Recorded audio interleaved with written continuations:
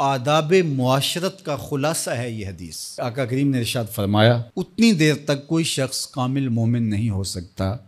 جب تک وہ اپنے مومن بھائی کے لیے وہ پسند نہ کرے جو اپنے لیے پسند کرتا ہے۔ ایک اچھا معاشرہ تشکیل دینے کے لیے آپ کو کوئی رہنما اصول چاہیے گا تو اس سے بہتر آپ کو کوئی اصول نہیں ملے گا۔ اپنے لیے بہرحال بندہ بہتر ہی چاہتا ہے، تو جب وہ اس مزاج میں ڈھل جائے کہ میں اپنے مومن بھائی کے لیے، اپنے معاشرے کے دوسرے افراد کے لیے بھی وہی چاہوں گا، تو پھر مجھے بتاؤ کہ معاشرے کے اندر پھیلتی ہوئی روحانی بیماریاں، حسد، حقد، بغض، کینہ، نفرت، ایک دوسرے کو نیچا دکھانا، تکبر، رعونت، غرور، یہ ساری چیزیں یہ کہیں آپ کو نظر بھی نہیں آئیں۔ صرف اسی حدیث کو اپنا امام بنا لیا جائے اور اپنا منشور حیات مان لیا جائے۔ محمد بن حنفیہ رضی اللہ تعالیٰ عنہ حضرت علی المرتضیٰ رضی اللہ تعالیٰ عنہ کے فرزند ہیں، لیکن حضرت سیدہ فاطمہ الزہرا سلام اللہ علیہا سے نہیں ہیں، اور حضرت امام حسن رضی اللہ تعالیٰ عنہ حضور علیہ الصلوۃ والسلام کے نواسے، تو بھائی آپس میں، تو دونوں میں کسی معاملے میں شکر رنجی ہو جاتی ہے۔ شکر رنجی، جس رنج میں مٹھاس ہو، شکر ہو، میٹھی ناراضگی، کوئی بغض حسد پہ مشتمل ناراضگی نہیں۔ تو حضرت محمد بن حنفیہ ایک دن بیٹھے تو سوچا کہ وہ میرے عمر میں بھی بڑے بھائی ہیں، اور پھر دوسری بات یہ ہے کہ وہ رسول خدا کی بیٹی کے بیٹے ہیں، ان کا یہ اعزاز ہے، بہرحال مجھے تو یہ اعزاز نہیں ہے، پھر جوانان جنت کے سردار بھی ہیں، تو میں ان سے ناراض ہوں، وہ میرے سے ناراض ہیں، تو بات بھی کوئی اتنی خاص نہیں، تو اب دن بھی 3 گزر رہے ہیں، چلو میں ان کو راضی کر لیتا ہوں۔ تو گھر سے نکلے ان کو راضی کرنے کے لیے، تو واپس آ گئے راستے سے، کاغذ لیا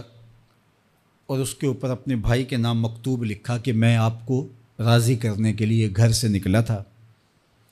لیکن راستے میں مجھے حضور علیہ السلام کا فرمان یاد آیا کہ جب 2 مومن بھائی آپس میں کسی معاملے میں الجھ جائیں، ناراض ہو جائیں، تو جو صلح میں پہل کرے گا وہ جنت میں بھی پہلے جائے گا۔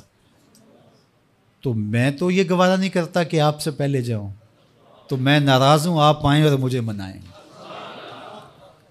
تو حضرت امام حسن نے خط پڑھا اور مسکرانے لگے، اور آپ تیزی کے ساتھ تشریف لائے اور اپنے بھائی کو کہا اچھا مان جاؤ پھر، تو وہ مننے کے لیے تو پہلے ہی تیار تھے نا۔ تو جب آپ اپنے مومن بھائی کے لیے وہ پسند کریں گے جو اپنے لیے پسند کرتے ہیں، تو پھر زندگی گزارنے کا مزہ آنے لگے گا۔ نفس روکتا ہے یہ چیز میرے پاس ہے اس کے پاس نہ ہو، یہ اعزاز میرے پاس ہے اس کے پاس نہ ہو، اور اس کی ایک اپنی لذت ہے اور وہ مادی لذت ہے، اور ایک ہے باطن کی، روح کی لذت۔ تو روح کی لذت نفس کی لذت سے کہیں زیادہ اور کہیں دیر پا اور کہیں مختلف ہے۔ اس لیے جب آپ قربانی دیتے ہیں، ایثار کرتے ہیں، یا کسی کو ترجیح دیتے ہیں، تو اس کی جو روحانی لذت ہے، آپ کو بھوک لگی ہوئی ہے، تو آپ کو ایک روٹی مل گئی ہے، تو آپ کو ایک ایسا شخص نظر آیا جو آپ سے بھی زیادہ بھوکا ہے، اور آپ کسی نمائش کے لیے نہیں، محض اللہ کے رضا کے لیے اس کو روٹی دے کر کے دیکھیں، خود بھوک کاٹ کے دیکھیں، وہ مرغن کھانوں میں سرور نہیں آئے گا جو اس بھوک میں لطف آپ کو آئے گا۔ تو حضور علیہ السلام کا یہ فرمان اپنے عمل کا حصہ بنا لیں، اور اپنے بھائیوں سے، جو خونی رشتے سے جڑے ہوئے بھائی ہیں، وہاں سے شروع ہو کر کے پورے معاشرے کے اندر اس کا عملی نفاذ کریں۔ آپ کو اتنا سرور آئے گا اور باطن میں اتنا نور آئے گا، اور اس قدر معاشرے میں خوبصورتی کی بنیاد پڑے گی۔ اور اگر ہم آج اس حدیث کو اپنے لیے خضر راہ بنا لیں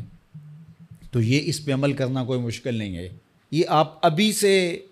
جب اٹھیں گے تو اپنے ساتھ والے کو ترجیح دے دیں گے کہ پہلے یہ گزر جائے، تو ابھی سے شروع ہو جائے گا یہ کام۔ تو یہ آپ گھر میں اپنے بچوں کے ساتھ، اپنی بیوی کے ساتھ، روزمرہ کی زندگی میں جہاں ملازمت کر رہے ہیں، کاروبار کر رہے ہیں، جن دوستوں کے ساتھ کھیل رہے ہیں حتیٰ کہ، تو یہ وہ چیز ہے کہ اس کا آغاز عمل سے پہلے سوچوں سے شروع ہو جاتا ہے،